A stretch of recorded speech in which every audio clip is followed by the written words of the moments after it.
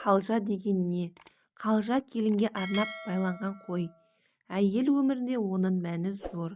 Қазақта босанған әйелге арнап сойылған қойдың еті біткенше келінді жеке қалжалаған.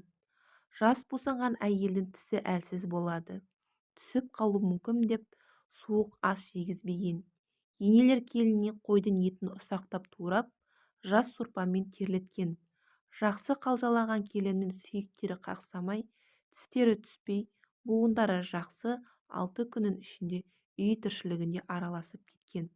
Қалжаға сойылған қойдың 6 буыннан тұратын мойын омыртқасын бірінші күні келіннің өзіне тісін тигізбей қолымен мүжіткен. Еттен тазарған жұлынды тік таяқшаға кигізіп, баланың мойны қатқанша керегенің басына ілген. Бұл баланың мойны тез қатайсын деген ырым. Қазіргі келіндер бұл ырымнан хабарсыз.